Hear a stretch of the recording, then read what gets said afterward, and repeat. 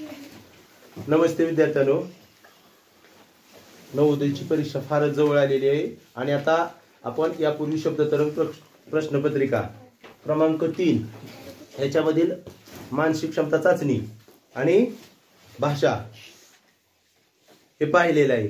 त्यावरच्या प्रश्नाचं स्पष्टीकरण घेतलेलं आहे. आता आपण शब्दतरंग सराव संच 3 मधील गणिता मध्ये जे काही 20 प्रश्न आहेत त्या प्रश्नाबद्दल माहिती पाहणार आहोत. चला तर पाहूया पहिला प्रश्न. पहिल्या 6 अभाज्य प्राइम संख्यांची बेरीज आहे. पहिल्या 6 अभाज्य हा शब्द बघा, अभाज्य. अभाज्य म्हणजे ज्याला भाग जात नाही, म्हणजे मूळ संख्या. प्राइम नंबर्स कशाला म्हणतो आपण? म्हणजे आपल्याला विचारलेला आहे मूळ संख्यांची बेरीज किती. थोडासा प्रश्न नीट वाचला की लक्षात येतो. मग आपल्याला माहित आहे मूळ संख्या ते आपण कशा, पहिल्या 6. पहिली मूळ संख्या 2, त्यानंतरची 3, त्यानंतरची 5, त्यापुढील 7, त्यापुढील 11 आणि त्याच्या पुढील 13. बघा 1 2 3 4 5 6. आता यांची आपल्याला फक्त बेरीज विचारली, बेरीज. मग आपण बेरीज करून पाहूयात. बघा काय बेरीज येईल. 3 आणि 1 4, 4 आणि 7 11, 11 आणि 5 16, 16 आणि 3 19 आणि 2 21. ह्याच्याले 2 2 हे 3 आणि हे 4. काय आली बेरीज? 41. कुठे आहे? पर्याय क्रमांक डी. ओके. यानंतर पाहूया दुसरं उदाहरण. नीट लक्ष द्या.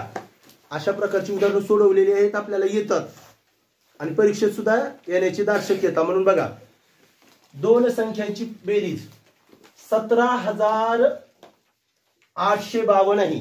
बेरीज दिलेली आहे आपल्याला. एक संख्या दुसऱ्या संख्येपेक्षा 1674 ने मोठी आहे, म्हणजे फरक दिलाय. मोठी आहे, लहान आहे, फरक आहे. काय पण म्हटलं तर तो फरकच आहे. हा काय आहे? फरक आहे. तर लहान संख्या कोणती? मग आपण अगोदर काय करतो तर दिलेल्या बेरजेमधून फरक वजा करतो. आपल्याला माहित आहे बेरीज किती आहे? 17,852 ही बेरीज आहे. त्यातून फरक वजा करायचा 1674 हा फरक आहे. वजाबाकी करूयात. 12 मधून 4 कमी केले 8. त्यानंतर इथं काय आहे? 4 म्हणजे 14. 14 मधून 7 कमी केले 7. त्यानंतर इथं 7. 7 मधून 6 कमी केले 1. 7 मधून 1 कमी केले 6 आणि 1 ला 1. 16,178. हे काय आलं रे? दोन समान संख्या आल्या. आता दोन समान संख्यांची बेरीज झाली. फरक वजा केला, जे जास्त आहे ते काढून टाकलं, राहिलं काय? मग समान संख्यांची बेरीज आहे. समान संख्यांची बेरीज. ज्या दोन संख्या दिलेल्या आहेत आपल्या, त्या दोन समान संख्येची बेरीज आहे. मग आपल्याला लहान संख्या काढायला सांगितली, आपण अगोदर लहानच काढत असतो, हे लक्षात घ्यायचं. फरक वजा करून जर आपण बघा, आता दोन समान संख्येची बेरीज आहे म्हणजे आपल्याला त्याचे 2 भाग करावे लागतील, म्हणजे 2 ने भागावं लागेल. म्हणून आपल्याला लहान संख्या काढूयात. बघा, लहान संख्या 16,178. फरक वजा करून जी आलेली संख्या आहे त्याला 2 ने भागा. 82 16. आता इथं चूक करायची नाही, इथं चूक होते. 82 16 हे एक छोटा आहे म्हणून भाग बसला शून्याचा. त्यानंतर मात्र आपल्याला काय करावं लागेल? 17 झाले. 82 16 आणखी एकदा 1 उरलं, 18 झाली संख्या. 92 18. ही कसली संख्या आली? लहान. एकदा प्रश्नाकडे बघा. लहानच विचारली, संख्या लहान आली. मग उत्तर आलं पर्याय क्रमांक सी आहे का? नीट बघा, पर्याय क्रमांक बी आलेला आहे. पण यानंतर आपण तिसरं उदाहरण पाहू. लक्ष द्या इकडं. फुली चौकोनात गुणाकाराचं चिन्ह आहे 7 5. वर्तुळात गुणाकाराचं चिन्ह अधिक वर्तुळात गुणाकाराचं चिन्ह 9 5 0 फुली बरोबर 1 1 डबल 2 वेळा दिलेला आहे. चौकोनात गुणाकाराचं चिन्ह आणि वर्तुळात गुणाकाराचं चिन्ह आणि 0. आणि विचारलेला आहे चिन्हांच्या जागी अनुक्रमे कोणते अंक येतील याची मी उभी मांडणी करून घेतली जशाच तशी एकाखाली एक मांडून घेतले. आता पहा आपल्याला वर्तुळात गुणाकार आणि फुले या ठिकाणी असणाऱ्या दोन अंकांची बेरीज केल्यावर उत्तर काय आलं पाहिजे? 0 आलं पाहिजे. मग 0 आलं पाहिजे म्हणजे दोघांची बेरीज 10 झाली पाहिजे. 10 बेरीज आली पाहिजे म्हणजे काय असू शकते जोडी? तर बघा 5-5 तर असू शकणार नाही कारण दोन्ही समान अंक नाहीत. समान आहेत का? नाही, वेगवेगळे चिन्ह आहे, वेगवेगळे अंक आहेत. म्हणून 6-4 असू शकेल, 7-3 असू शकेल, 8-2 असू शकेल, 9-1 असू शकेल किंवा उलट असू शकेल. याच्या 2-6, 3-7, 2-8, 1-9 असं असू शकेल. मग आपण पर्यायात जाऊया, पर्यायाकडून बघूयात. दोन्ही पण अंक दिले नाहीत म्हणून आपण कुठला पण पर्याय घेऊ शकतो दोन्हीपैकी. हे बघा प्रथम पहिला पर्याय आपल्याला 10 बेरीज येणारा बघूया. 4 आणि 6 हे चिन्ह बघा 4 आणि 6 10. त्यानंतर इथं पण हे 4 आणि 6 10. त्यानंतर हेच चिन्ह फुले आणि हे 6 आणि 4 10. इथं मात्र 6 आणि 8 14. हा पर्याय येणार नाही, हा पर्याय येणार नाही. राहिले 3 पर्याय. आता पहिल्या पर्यायाकडून बघूयात. मी वर्तुळामध्ये गुणाकाराचं चिन्ह त्यासाठी 4 वापरतो. हे पाहिजे इथं 4 आणि इथं 6 यांची बेरीज करूयात आपण, करून बघूयात. 4 आणि 6 10. 10 ला 0, हाताला 1, हाताला 1. 5 आणि 1 6. पण 6 साठी फुलीसाठी आपण 6 वापरलंय. याच्यासाठी काय वापरलं? 4. याच्यासाठी काय वापरलंय? 4. मग येतंय का 4 इथं? बेरीज तर 6 येते म्हणजे हा पर्याय आपला येणार नाही, पहिला पर्याय येणार नाही. म्हणजे हे पुसून टाकतो मी पुन्हा एकदा. आता बघा पर्याय दुसरा बघूयात. पर्याय दुसऱ्यामध्ये पहा काय आहे? फुलीसाठी 4 आहे आणि वर्तुळात गुणाकार याच्यासाठी 6 आहे. 6 आणि 4 10. आलं 0, हाता 1च आला, इथं 1. बघूयात 5 आणि 1 6. 6 ला आहे आपलं हे 6. 6 साठी एक चिन्ह वापरलंय म्हणून 6 ला इथं 6 आलं म्हणजे इथपर्यंत बरोबर आहे. त्यानंतर आपण बघूयात 7 आणि 5 12. बरोबर.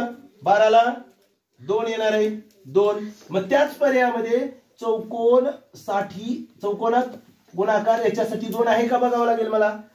तर आहे. मग पर्याय क्रमांक 2 हे आपलं उत्तर. पर्याय क्रमांक बी हे आपलं उत्तर. पुढे न सोडवता आपलं उत्तर आहे. तरी पण बघूयात आपण, पूर्ण सोडूयात. हे बघा 12 ला 2, हाताला 1. इथं 6. 12 ला 2, त्यानंतर हाताला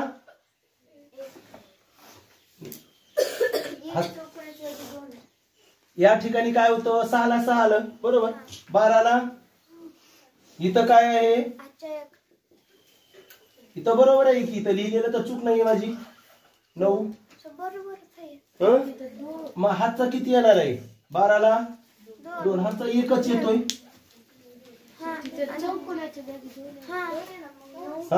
बरोबर. इथं चौकोन म्हणजे काय? आता 2 आपण चौकोन आलेला आणि हातचा 1 आलेला आहे बरोबर. 9 आणि 2 11 आणि 1 12 ला पुन्हा चौकोनच्या ठिकाणी 2 बरोबर आलेला आहे आणि त्यानंतर हातचा आलेला आहे 1. हे 6 आणि हे 4 10 आणि हे 1 11. मग बघा पर्याय क्रमांक 2 हे आपलं म्हणजेच बी हे आपलं उत्तर आहे. समजलं ना? इकडे लक्ष द्या. हा प्रश्न जरा थोडासा विचार करायला लावणार आहे आणि थोडा असा ट्रॅक बदलून असल्यासारखा आहे, त्यामुळं याच्याकडे नीट लक्ष द्या. हे बघा 2 4 6 आणि 10 या तीनही संख्यांनी भागल्यावर बाकी उरत नाही. म्हणजे पूर्ण भाग जातो. बाकी उरत नाही म्हणजे पूर्ण भाग जातो.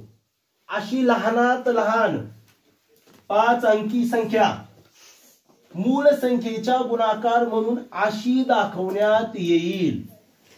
हा प्रश्न मुलांसाठी थोडासा अवघड, कारण यावर्षी आपल्याला तर म्हणतात की याच्यामध्ये मसावी लसावी नाही,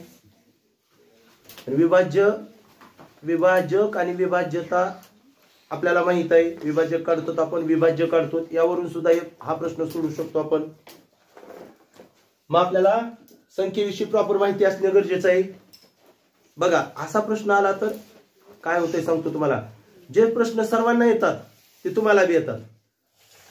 जो प्रश्न इतर जण चुकणार आहे तो जर तुमचा बरोबर आला तर तुमचे मार्क वाढणार आहेत. म्हणून काही प्रश्नाला थोडा विचार करून सोडवावाच लागेल आपल्याला. त्यापैकी हा प्रश्न आता नीट बघा.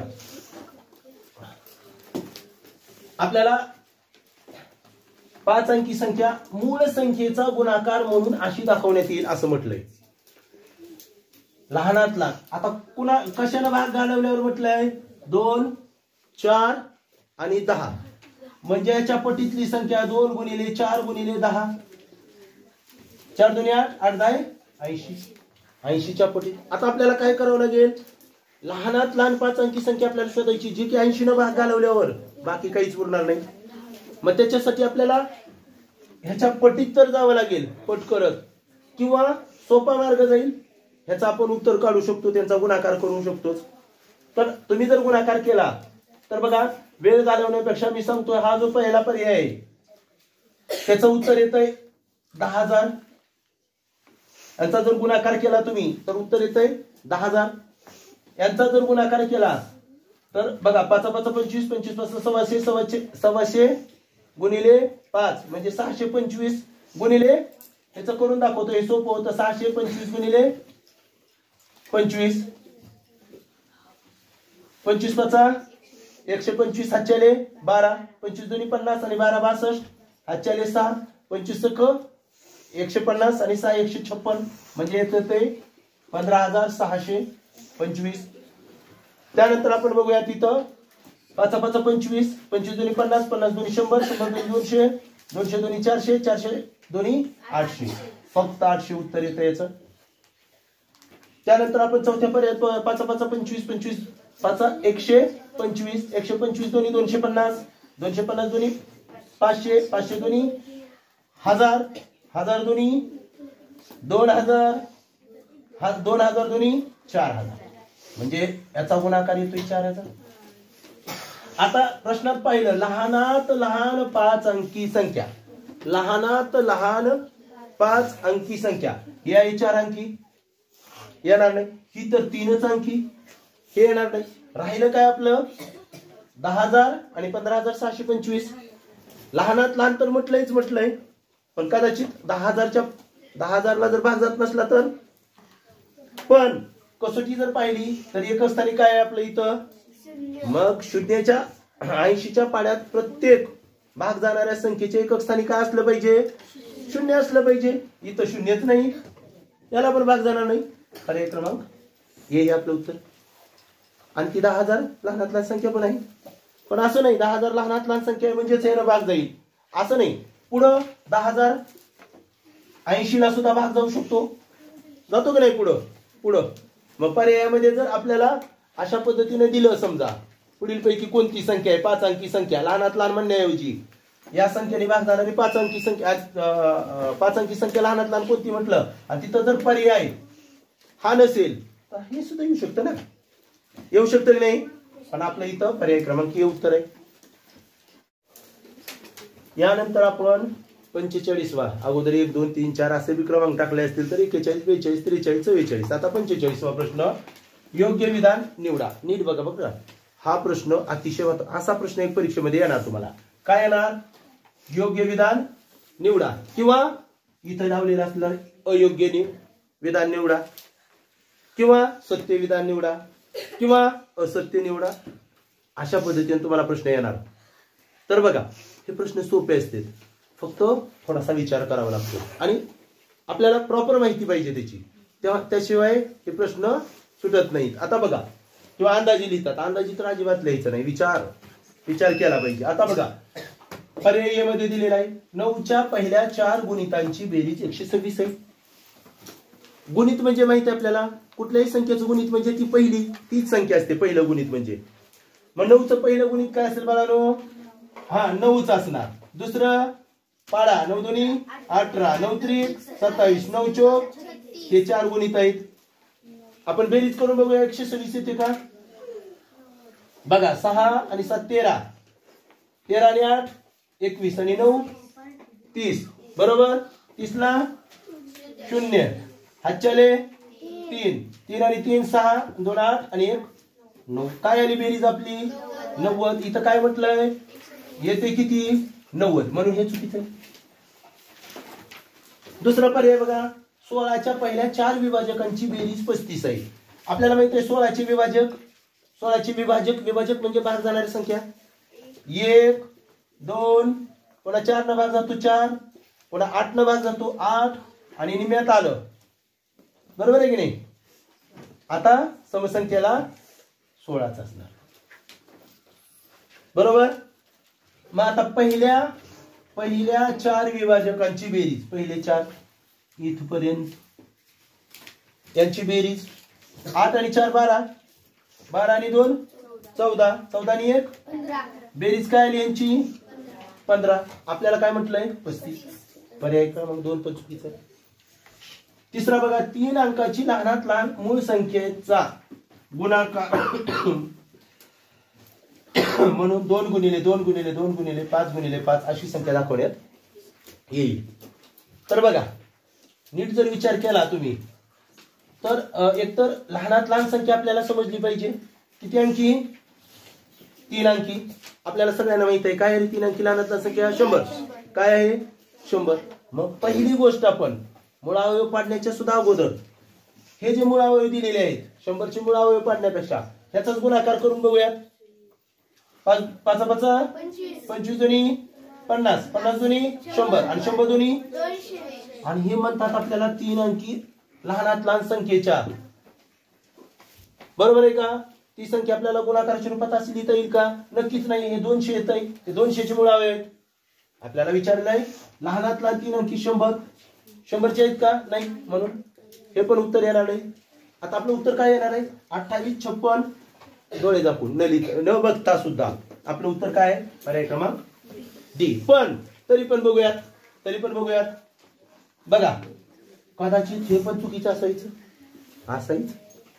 आणि खाली पर्याय असते हे पण चुकीचं असून सर्व विधाने चूक आहेत असं सुद्धा पर्याय असतो पर्याय. सर्वच विधाने चूक आहेत. अगोदर म्हणतात ए बरोबर आहे, बी बरोबर आहे, सी बरोबर आहे, ए बी सी बरोबर आहे, नाहीतर सर्व चूक आहेत, सर्वच बरोबर आहेत. काही पण पर्याय असू शकतात ना. त्यामुळे थोडस विचार, हा जर पर्याय खाली नसतील तर मात्र आपलं उत्तर बरोबर आहे. तरी पण बघूयात काय म्हटलेलं आहे बघा. 28 56 70 यांचे सामायिक अवयव 1 2 7 आणि 14 आहे. तर बघा, एक तर सर्वांचा सामायिक विभाजक असतो, अवयव असतो. त्यानंतर 2 सगळ्यात समसंख्या आहे म्हणून 2 पण आहे. सगळ्यात समसंख्या आहेत ना, समसंख्येचा विभाजक 2 असतोच. सामायिक अवयव म्हणजे सगळ्यांना भाग जातो नाही. 7 7च्या पाड्यात 7 चौक 28, 7 या 56, 7 10 70 म्हणजे 7 पण सामायिक आहे. आणि 14च्या पाड्यात पण ही संख्या आहे 14 2 28, 14 चौक 56, 14 पंचे 70 म्हणजे 14 पण, म्हणजे सर्व सामायिक विभाजक आहे त्यातील म्हणून उत्तर आहे पर्याय क्रमांक डी. आलं का लक्षात. यानंतर आपण 6वा प्रश्न पाहूयात. प्रश्न बघा 6वा म्हणजे 46वा. तर बघा, जर 542.6 गुणिले 105 बरोबर 56,973 आहे, तर 5.426 गुणिले 10.5 च्या बरोबर किती, म्हणजे आपल्याला याचं उत्तर काढायचंय. म्हणजे बघा 5 दशांश आपल्याला काय सांगितलेलं आहे उत्तर काढायला. 5.426 गुणिले 10.5 च उत्तर काढायचं आपल्याला. इथं जर विचार केला तर आपल्याला दिलेलं काय 542.6 गुणिले 105 यांचं उत्तर 56,973. बरोबर. एक गोष्ट लक्षात घ्या की इथं दशांश चिन्हाचा आपल्याला प्रश्न पडू शकतो. सर या ठिकाणी दशांश चिन्हाच्या पुढे एक अंक आहे तर उत्तरात एक असला पाहिजे होता. सर तुमची शंका किंवा तुम्हाला वाटलेलं एकदम बरोबर आहे. दशांश चिन्हाच्या पुढे एक असला पाहिजे होता उत्तरात, कारण एक असल्यावर एक असला पाहिजे, 2 असतील तर 2 असले पाहिजे. नाही, याचा अर्थ काय आहे त्याच्या पुढे 0 आहे म्हणजे हे असं आहे. लक्षात आलं का? पण दशांश चिन्हाच्या पुढचं शून्य लिहितो का आपण नुसतं शून्य असल्यास? आणि म्हणून त्याने असं लिहिले. क्लिअर?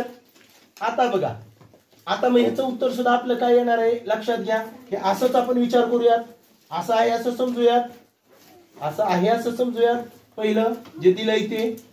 मग आपण उत्तर सुद्धा समजा याचं उत्तर 56,973 बघा 0.0 असं आहे असं गृहीत धरू, जे असलं पाहिजे. दशांश चिन्हाचा विचार करू नका अगोदर. क्लिअर?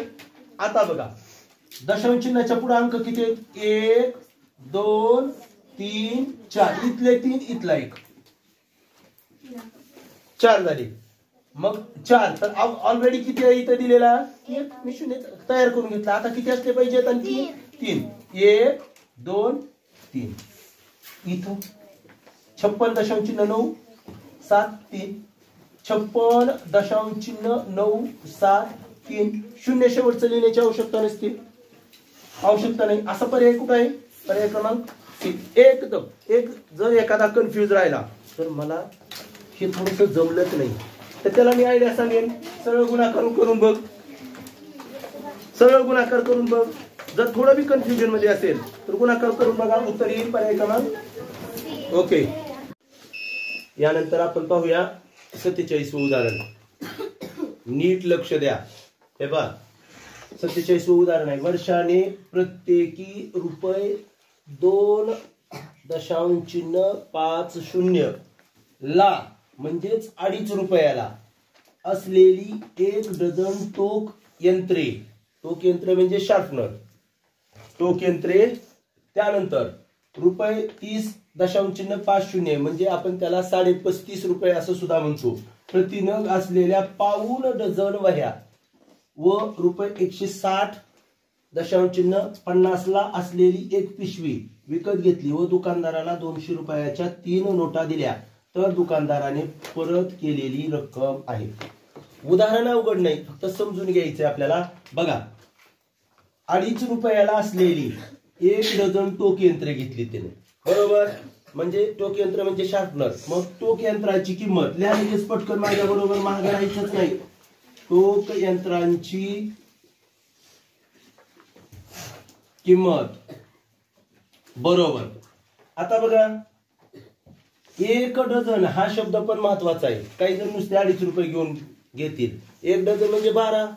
मग काय करावं लागेल? 2.50 गुणिले 12. 12नच का गुणावं लागेल? तर त्याने 1 डझन घेतलीत म्हणून. 12 0 0. हात चाला काहीच नाही, शून्याला घ्यायचा येतो. 12 पंचे 60. हातचेले 6. 12 दोन्ही 24. 24 आणि 6 30. दशांश चिन्हाच्या पुढे किती अंक आहेत? 2. मग 2 राहणार. 30.00 रुपये म्हणजेच 30 रुपये. आपल्याला असं सुद्धा कळायला पाहिजे बाळांनो, 2.5 पट आहे. 2.5 12ची, 12ची दुप्पट. 12 आणि 12 24 आणि 12चा अर्धा 6. 24 आणि 6 असं सुद्धा तोंडी लक्षात आलं पाहिजे. आता दुसरा ₹30.50 ला प्रतिनग असलेल्या पाऊण डझन. हे बघा इथं पाऊण डझन शब्द महत्वाचा. मग आपल्याला काय करावं लागेल? तर वह्या घेतल्यात पाऊण डझन. मग वह्यांची किंमत, वह्यांची किंमत.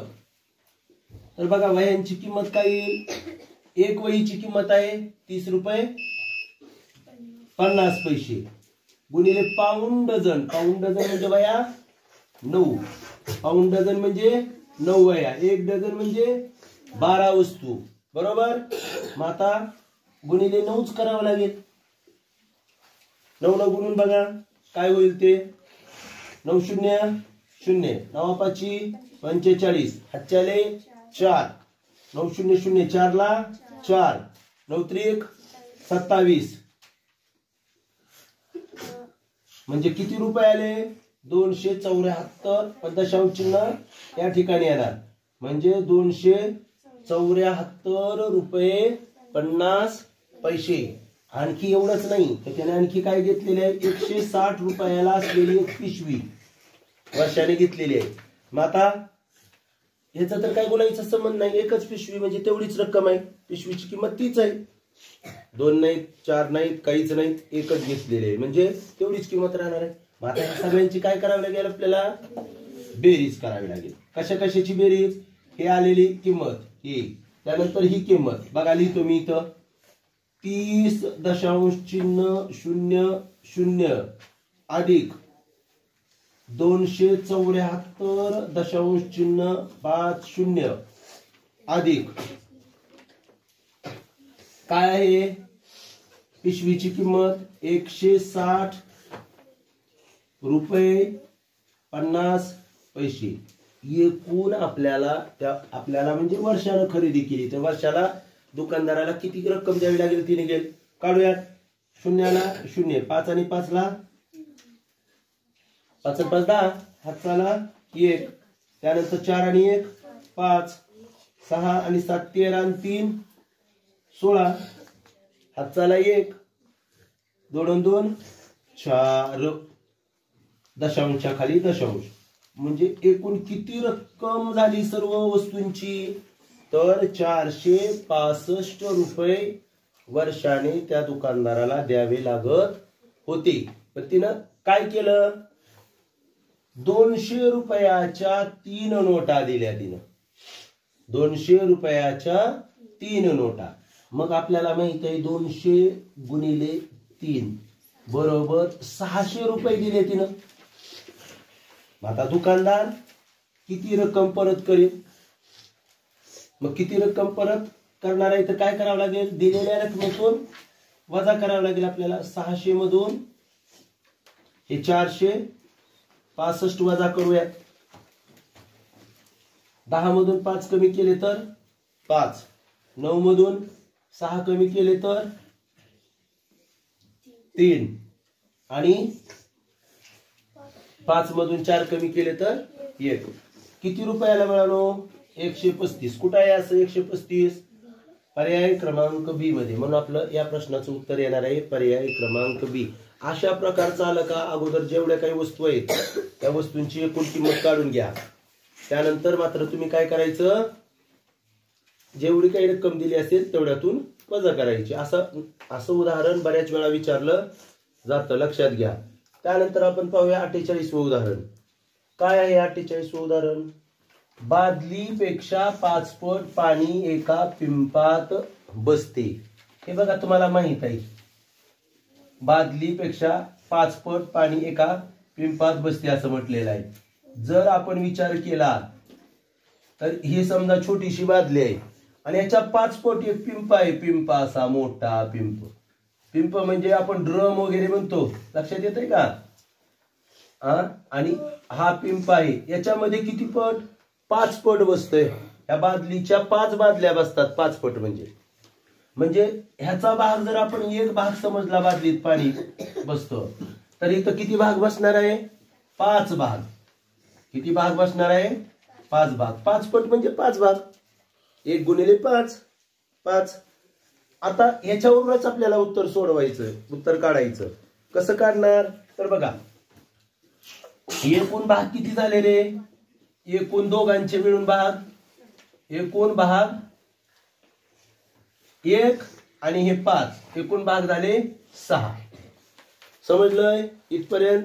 आता काय करायचं, दोघांची मिळून 10 रक्त आहे. याचा अर्थ काय, या बकेटमध्ये आणि या पिंपामध्ये दोघात मिळून किती बसू शकतं म्हटलंय, त्याची 10 रक्त 72,000 मिलीलिटर आहे. म्हणजे 6 भागात एवढं बसतंय, 6 भाग. 6 भागामध्ये किती बसत आहे, 72,000 लिटर. आपण एका भागाची 10 रक्त काढू, बरोबर.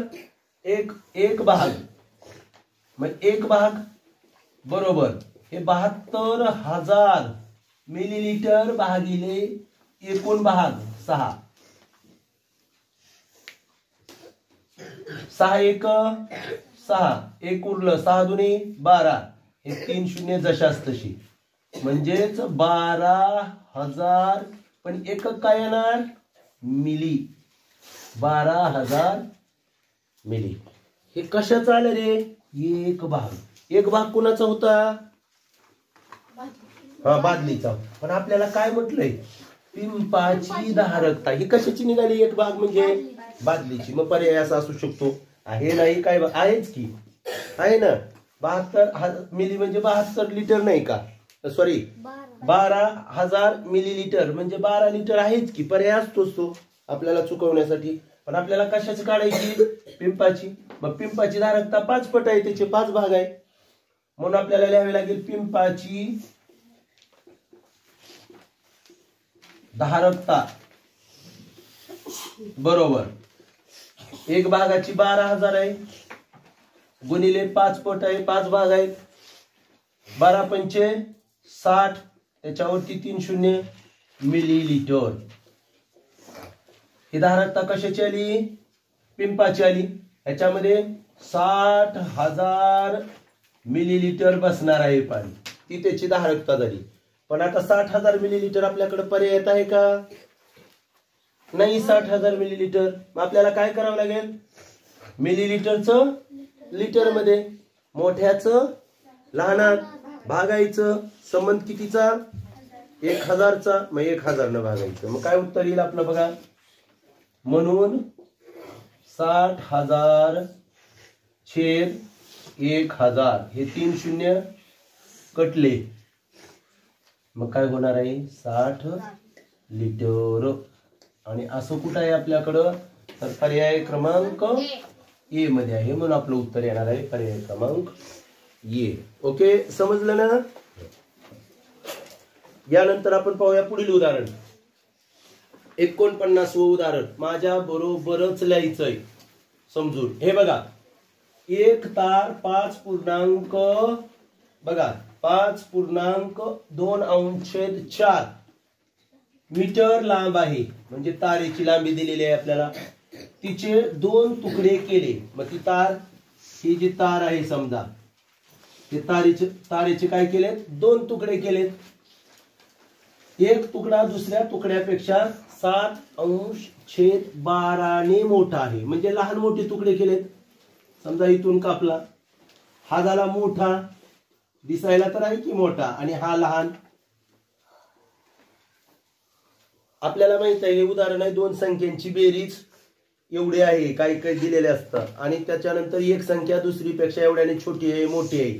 सेम तसं उदाहरण आहे, फक्त तार हे 2 तुकड्याची बेरीजच आहे की एकूण लांबी, म्हणजे 2 तुकडे मिळूनच. हा, तर मोठा तुकडा आहे, म्हणजे एवढ्याने मोठा आहे सांगितले 7/12 ने. तर मोठ्या तुकड्याची लांबी, एक गोष्ट लक्षात घ्यायची की आपल्याला मोठ्या तुकड्याची लांबी काढायची. मग याच्यासाठी आपण काय करत असतो, अगोदर जेवढी दोन्हीची लांबी आहे, दोन्हीची मिळून लांबी आहे, तारेची लांबी म्हणजे दोघांची मिळून लांबी, त्याच्यामधून फरक वजा करत असतो.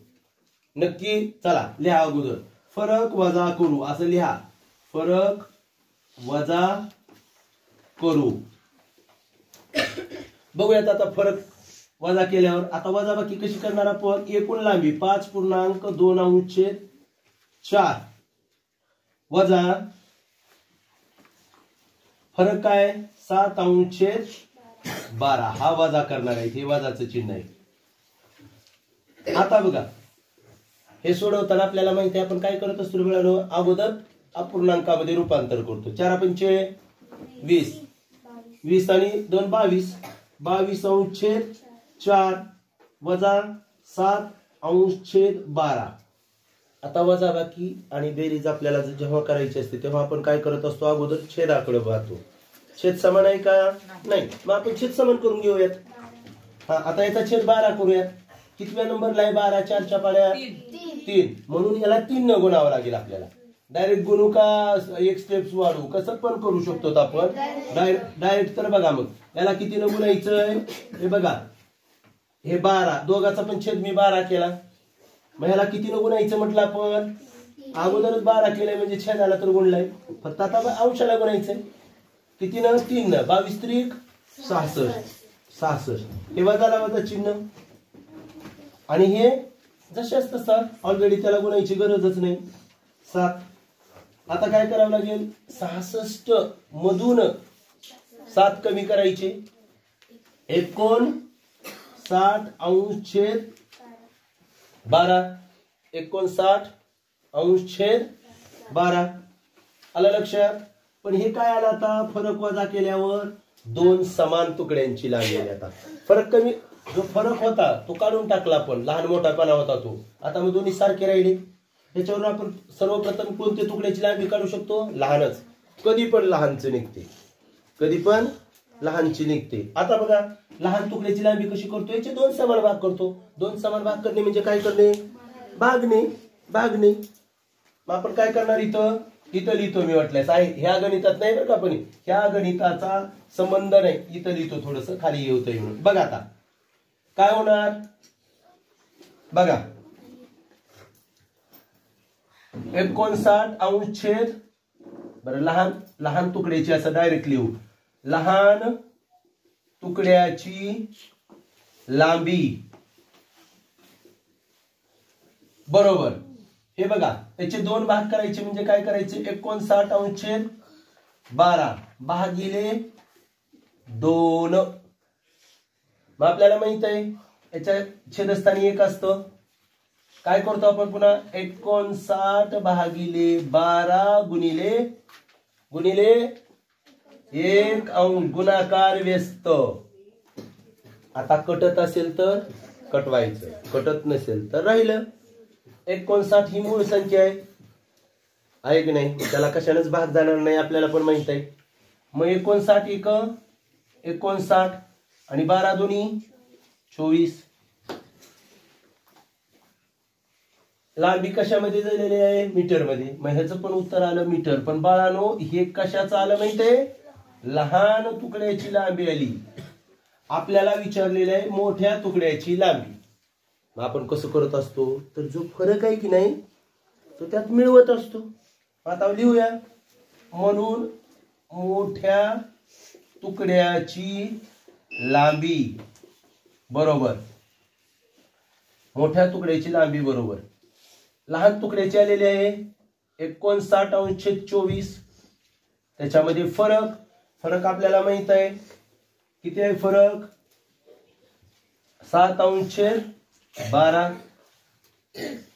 आता इथं आणखी आपल्याला काय करावं लागेल? शेत समान करावं लागेल, बेरीज आहे म्हणल्यावर. म्हणजे पहिल्याचा 24 तर तसाच आहे. हे बघा 24 लिहिलं. आता फक्त आपल्याला दुसऱ्यालाच गुणावं लागणार आहे. 59ला 59 तसंच अधिक कितीने गुणावं लागेल? इथं 2 ने.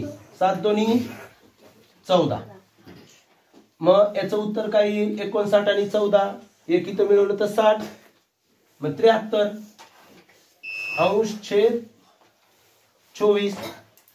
आता असा पर्याय आपल्याकडे आहे का इथं? बघा नाही. म्हणजे पूर्णांक अपूर्णांकात करून बघावं लागेल आपल्याला. ज्याचा हे बघा करूयात त्याला. 73/24 संक्षिप्त रूप पण जात नाही याला.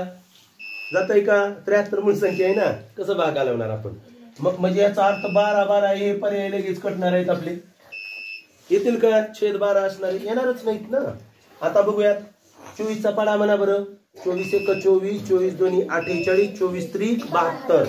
त्रिक 3 उरलं किती? फक्त 1. अंशस्थानी 1 आणि छेदस्थानी 24. बघा. आणि मीटर असा पर्याय कुठं आहे बघूयात. 3.1/24 पर्याय क्रमांक डी. म्हणून या प्रश्नाचं आपलं उत्तर काय येणार आहे? पर्याय क्रमांक डी. आणखी बघा काही अडचण नाही. आपण अगोदर फरक वजा केला, उत्तर आलं एवढं. ही आलं दोन समान संख्यांची. आता इथं संख्यांची म्हणण्यापेक्षा तुकड्यांची लांबी आली, समान तुकड्यांची.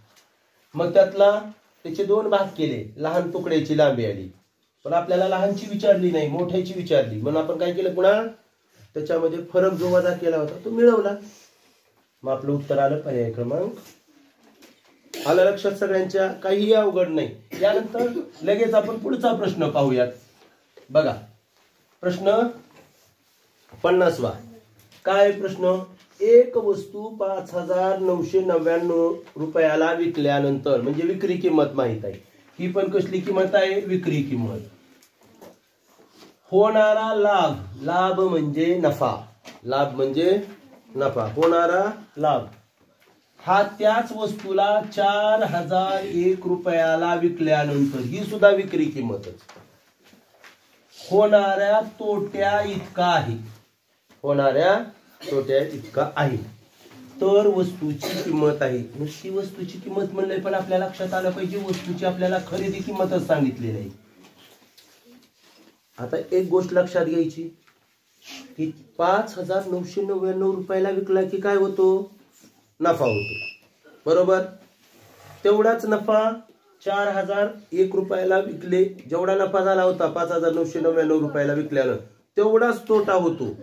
म्हणजे दोन्ही एक एक भाग समान आहे. म्हणून समजा आपण असं लिहायचं, समजा एक भाग नफा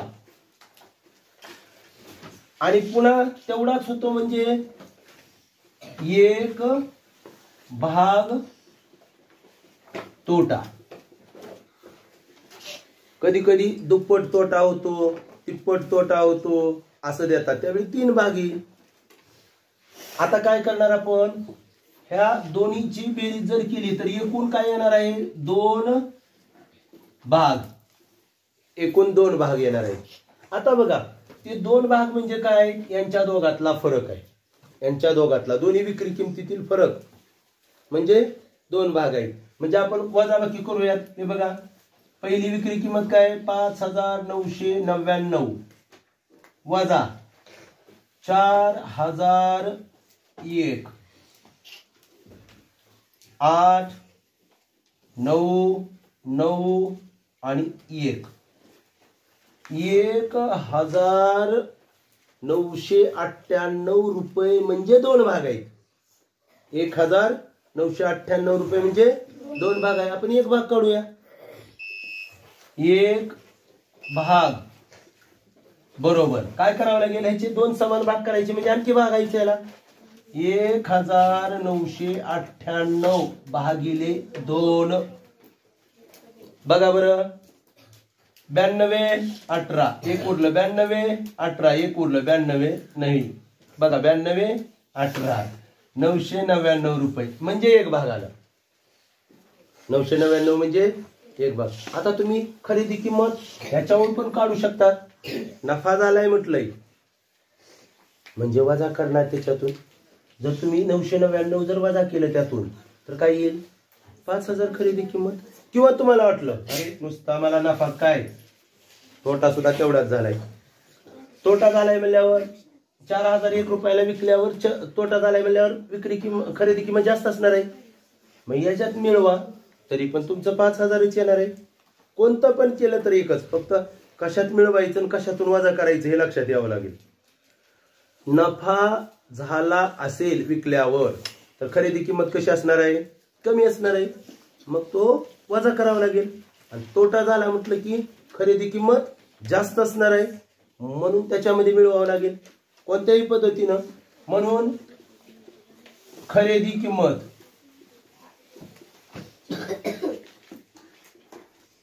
बरोबर, हे बघा मी वरचं घेतो काय हरकत नाही, ती विक्री 5999 रुपयाला विकल्यावर नफा झालेला आहे म्हणून मी वजा करणार का, कारण खरेदी किंमत कमी असणार ना तेवढ्याने, म्हणून 999.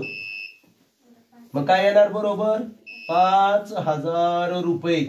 मग असं कुठं आहे बघा, तर पर्याय क्रमांक बी मध्ये आहे आपलं उत्तर येणार आहे, पर्याय क्रमांक बी. ओके.